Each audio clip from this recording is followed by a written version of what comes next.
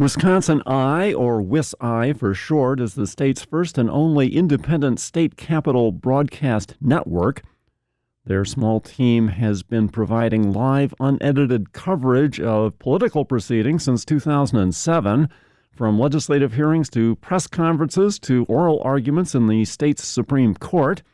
Their archive of more than 14,000 hours of recording is also available for free on their website. WisI runs on private contributions, but like many other nonprofit organizations these days, they're experiencing funding challenges. Co-founder John Hankus joined news producer Faye Parks to explain what could be lost if WisI can't reach their fundraising goal. WisconsinEye runs on private donations and an endowment from the state, but that money only goes so far, and your organization is experiencing funding challenges. Your team posted a call to action this week describing the community service you provide and asking for support. Here's a short clip. State government should be as open and accessible as your favorite state park or hiking trail. Preserving a transparent and accountable democracy is just as vital as protecting the natural wonders we cherish. Wisconsin's parks and lakes are treasures we want to safeguard for future generations. We must also care for the foundations of our democracy: openness, access, and truth. Now, WisI's coverage is a vital resource for our news team here at WORT. We use it practically every day to stay informed on the latest activity in the state capitol. But I'd imagine it's difficult to describe your organization's value to the average donor. That clip I just played put an interesting spin on the issue, comparing WisI to more tangible resources like public parks and hiking trails. Expand on that for us. There are things about Wisconsin that we cherish. And in our state, clearly, the natural beauty and the natural wonders are something that is attractive to everyone. And there is a historic commitment to preserving and nurturing those lands. We also have a tradition and a reputation, long-standing, of Wisconsin commitment to openness in government. It goes way back to then Senator Gaylord Nelson, who, as governor, advocated for Wisconsin's open meetings laws and open meetings requirements, and open records requirements. So there's a tradition here of openness, but Wisconsin has really embraced that tradition, knowing full well that as technology evolved and social media was burgeoning years back, that the pressures on openness and transparency and unfiltered, unedited, free of spin reporting from the state capitol would become more and more important. So just a point of clarification, right now we do not have an endowment in place. We're working hard to create one. So right now we do rely on charitable contributions as our 100% funding source for our day-to-day operations. And then there is a challenge grant that has been presented by the state in a dollar-for-dollar match, specifically to raise funds for a permanent endowment. We're, in a sense, competing against ourselves. We're working very hard to raise the monthly obligations that we need to meet for operations, and then at the same time attempting to raise funds for a permanent endowment, which will not bring value to WisconsinEye until that endowment is in place and earning interest. But back to the point of the message of comparing our democracy to our natural treasures. You know, there's a lot of talk about saving our democracy, and that's a painting that many are involved in coloring, if you will. There are those who cry for election integrity, ensuring the right of every eligible citizen to vote, guarding against those who are not eligible. There's a call to greatly tone down all of the negative and divisive and oftentimes misleading political advertising. And of course, concerns over election district gerrymandering and the millions upon millions of dollars in out-of-state money and so on and so on. And then WisconsinEye looks at all that and says, so what else is part of that cry for saving our democracy? And the heart, the very bullseye of the target of us, WisconsinEye, is citizen access to what really happens in the state capitol without creative editing, without sensational headlines, without out-of-context reporting or partisan spin. Our commitment is to that mission, openness and transparency, because that's where truth and accountability are found. And we've done that for 18 years, reliably, consistently, with excellence. And our commitment is to continue to carry that banner forward in a very difficult and challenging and competitive philanthropic environment. Late last year, there was a study released by the National Center for Nonprofits, and it reported that the overwhelming majority of nonprofit leaders, 70%, said the current and anticipated current year political climate in the U.S. would continue to negatively affect their nonprofit organizations. So actual and anticipated cutbacks have obviously hurt nonprofits that rely on federal funding. Fortunately, that's not the case for WisconsinEye. But a report earlier this year, an assessment by the Chronicle of Philanthropy, made a similarly foreboding assessment, but it added a couple of items, a couple of observations that really directly impact WisconsinEye. And the first of that is that the landscape is becoming highly politicized. In that environment, the winners are partisan candidates and campaigns, and the nonprofits that directly hands-on advocate for particular causes. And that's not WisconsinEye. We're politically neutral. We're nonpartisan or bipartisan, if you prefer, and we don't advocate for candidates, campaigns, or causes. So that fact alone has become a problem for us.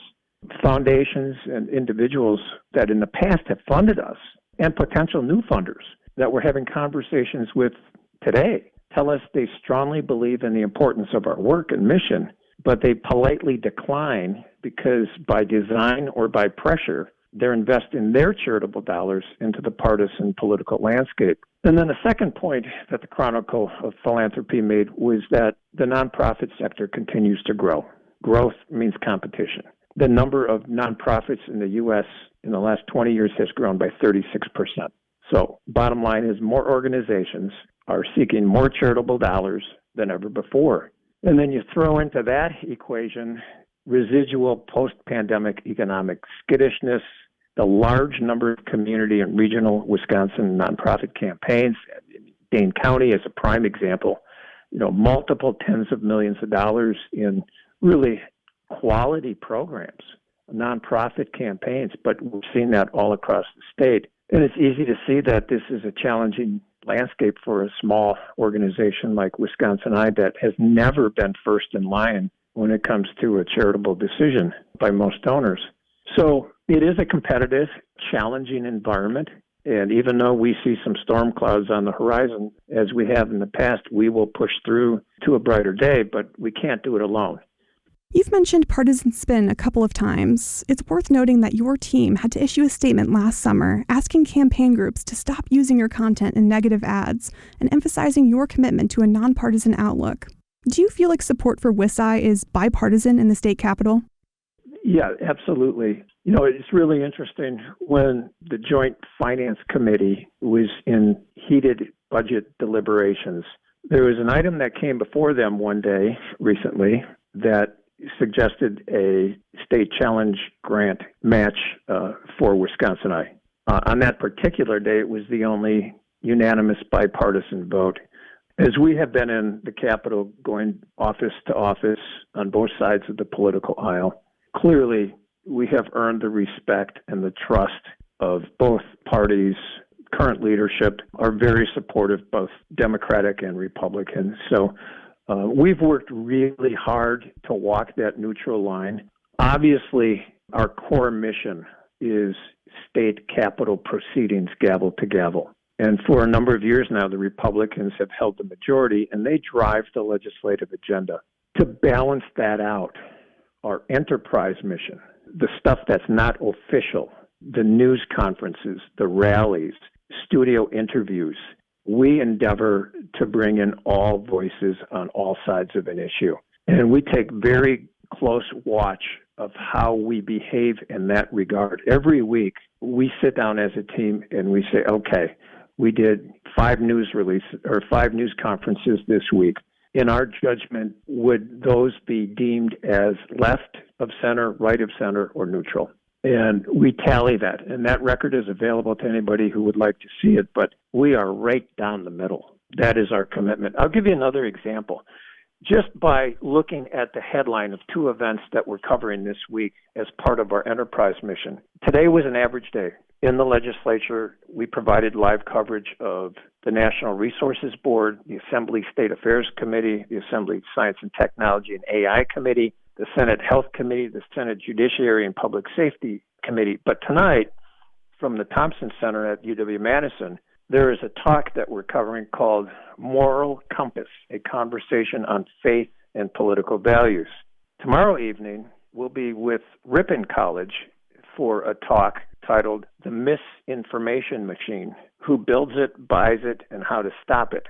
So we're always looking for opportunities to bring context and color to the issues that are bubbling in the state and in the Capitol by bringing in voices that are reasoned voices, but always at the end of the week, they balance out in terms of which way would those be perceived as tipping left or right or down the middle.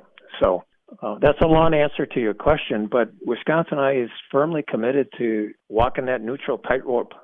The item that you mentioned with the U.S. Senate race, which was the trigger for our statement issued last year, is that we don't have legal standing when it comes to any retribution for those who use or, in our judgment, would misuse our video content from the archive.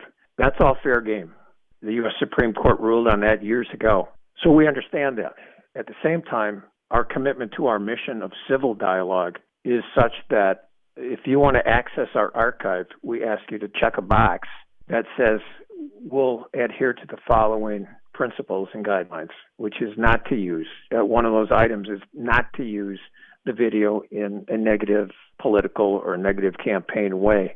And we found that in the last U.S. Senate race, there were violations of that. And we politely asked the candidate campaign to take that messaging down, and they declined. And so we did the only thing that we can do and what our attorneys advised us to do, which is call them out, because we have to guard our mission and we have to guard the integrity of our archive. So we understand that it's legal to do that, but we also understand that it's a violation of trust with what we're trying to accomplish. So what would be lost if you can't reach your fundraising goal? What cost-saving measures are on the table, and how might they impact the average Wisconsinite's knowledge about their government? In the last 6 years, WisconsinEye's budget has decreased. Most nonprofit budgets increase. So we have gone from $1.1 million to our proposed budget for next year, our operating budget of $887,924. So it's a decrease of about $140,000 from current year. And our calendar year is also our fiscal year. So what will happen? Well, we have one vacant position right now that we're not going to hire until our funding is more secure. We have another staffer who has been with us for a long time and honestly told us that this person is sort of burned out on politics and wanted a position miles away from political work and has accepted a really nice position, and we're very happy, saddened to lose a talent. But it's likely that we will not hire that position immediately either. So what we're faced with is being understaffed until we get to the point where we can bring those folks back on in confidence of finances moving forward. And what that means production-wise is we're grateful that this is not a busy legislative season, because we would not be able to do all of what we do right now. We are required by our agreement with the legislature to cover a percentage of the committee hearings and public hearings, in addition to a mandate to cover all floor sessions. For 18 years, we have exceeded those requirements. We have covered more events than we are required to cover from the state capitol. So it's very likely that we would, in a funding shortfall, fall back to what is the minimal requirement. So what does that mean? Well, it means citizens won't have access, either live or archived, X number of committees or public hearings. The voices of citizens will not be as readily heard or distributed around the state. Advocacy organizations will lose some messaging opportunities with their stakeholders. The commercial news outlets around the state will have to send people down to the Capitol to cover, where now they can sit in their office wherever they are and watch it live on WisconsinEye. For the average citizen, it's probably not going to make a huge amount of difference. Let's be real about this. The value comes in those who report the news and those who care and advocate for issues and outcomes. They're going to lose that access. And more holistically, it's just a step backwards in terms of providing transparency, truth, and accuracy. We don't want to take a step backwards. Our goal is to produce more coverage from the Capitol, to invite more diverse voices into the studio to talk about those issues, to have civil dialogue around a round table where opposite opinions can be shared in a neutral environment where they come to a common table and maybe find some common ground. So we don't want to go backwards. There is a lot to be lost if WisconsinEye goes away. And the very fact that the state has put up a $10 million matching grant tells us unequivocally that they trust us, that they want us to succeed, that they appreciate the value of what we do. And we're grateful for that opportunity. We're grateful to Governor Evers and previous governors for their support of WisconsinEye. To bring it back to the comparison with the natural wonders of Wisconsin, this is a treasure. There is no other network like this in the country. There are fine networks, but they're owned and operated and funded by state governments with 4 to 5 to 6 times the budget, 3 times the staff, and we produce as much or more state capital programming and coverage as any of those other networks. They do a lot of other things that we don't have the resources to do, but when it comes to the core mission, we can't be beat, and it is a treasure worth supporting. I've been speaking with John Hankus, co-founder of independent state government broadcast network, WisconsinEye. This program is a production of WisconsinEye, an independent, nonpartisan, nonprofit media network with a mission to inform, educate, and engage the citizens of Wisconsin. WisconsinEye is the nation's first and only independently funded state civic broadcast network, providing gavel-to-gavel access to government proceedings and events at the state capitol.